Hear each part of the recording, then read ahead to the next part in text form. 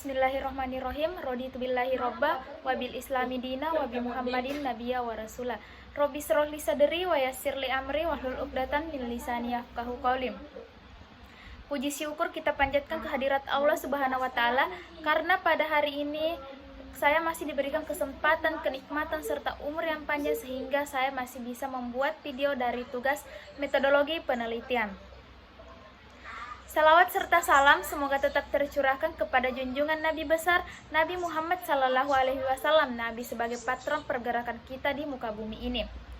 Baiklah, perkenalkan nama saya Nurul Amelia Ramadhani dari program studi Pendidikan Pancasila dan Kewarganegaraan nomor induk mahasiswa 105431101. Baiklah, di sini saya akan menjelaskan yang pertama yaitu proses penelitian kuantitatif modifikasi dari Sugiono, yaitu sumber masalah empiris teoritis. Jadi di sini ada yang dikatakan rumusan masalah. Jadi ketika kita berbicara tentang rumusan masalah di sini terbagi menjadi dua lagi, yaitu konsep dan teori yang relevan dan hasil penelitian yang relevan. Jadi di mana konsep serta hasil penelitian itu mempunyai makna atau arti yang berbeda. Konsep dari teori yang relevan yaitu harus ada konsep dan teori apa serta bagaimana teori tersebut sehingga teori tersebut harus betul-betul relevan. Dan yaitu hasil penelitian yang relevan. Jadi ketika kita meneliti hasil yang diteliti itu harus relevan, tidak boleh mengada-ada. Itu terus ada yang disebut pengajuan hipotesis. Nah, pengajuan hipotesis itu yaitu temuan penelitian, ada dugaan terhadap hubungan antar variabel, dan hubungan terhadap hubungan antar variabel ini dibagi menjadi dua, yaitu metode atau strategi pendekatan penelitian. Ada strategi pendekatan apa yang digunakan dalam penelitian ini. Dan yang kedua itu menyusun instrumen penelitian. Harus juga terdapat instrumen-instrumen ketika kita hendak meneliti. Dan di sini metode strategi pendekatan penelitian itu terbagi menjadi beberapa bagian lagi. Ada pengumpulan data, menganalisis data, keabsahan data, dan temuan penelitian. Jadi di sini saya akan menjelaskan apa itu pengumpulan data. Jadi ketika kita melakukan suatu proses harus ada teknik, yaitu teknik pengumpulan data. Bagaimana kita mengumpulkan data tersebut, bagaimana caranya kita mendapatkan data ini. Nah, disinilah kita akan mengkajinya mengenai pengumpulan data. Nah, selanjutnya itu menganalisis data. Nah, data tersebut yang tadi telah kita kumpulkan, nah kita harus menganalisis lagi bagaimana cara kita menganalisis data tersebut. Dan yang ketiga itu keabsahan data. Jadi berbicara tentang data, nah kan data itu memang betul-betul harus relevan. Jadi bagaimana cara kita tentang keabsahan data tersebut dan temuan penelitian. Ya, tadi saya juga telah menjelaskan bagaimana temuan penelitian.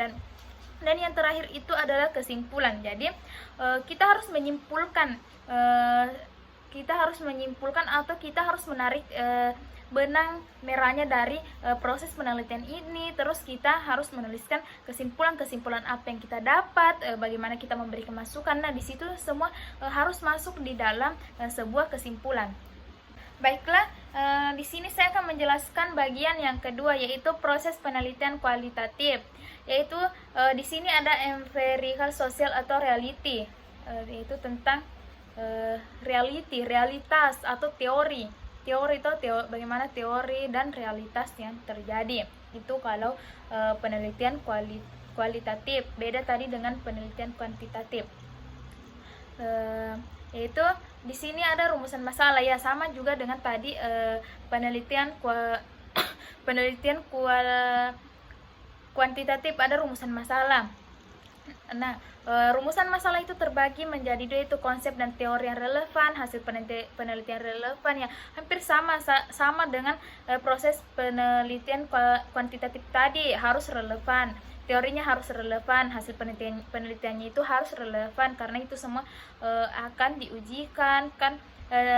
Ketika teori itu tidak relevan, ya sama halnya kita mengcopy paste atau kita menjiplak punya orang, atau kita tidak melakukan penelitian yang betul-betul.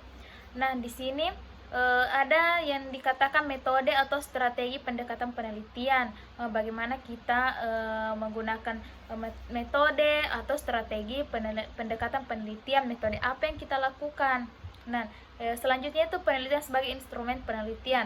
Nah, di sini penelitian sebagai instrumen penelitian itu terbagi menjadi beberapa bagian, yaitu pengumpulan data, menganalisis data, keabsahan data, temuan penelitian, kesimpulan, dan jadi sama halnya tadi dengan ketika kita menggunakan proses penelitian kuantitatif.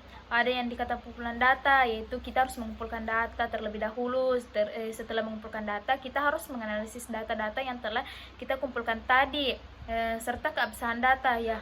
Kita memahami bagaimana apakah ini betul-betul data yang kita kumpulkan betul-betul sudah termasuk dalam keabsahan data. Dan temuan penelitian, terakhir itu kesimpulan. Jadi karena pada dasarnya ketika kita melakukan sesuatu, itu kesimpulan memang tidak boleh terlupakan.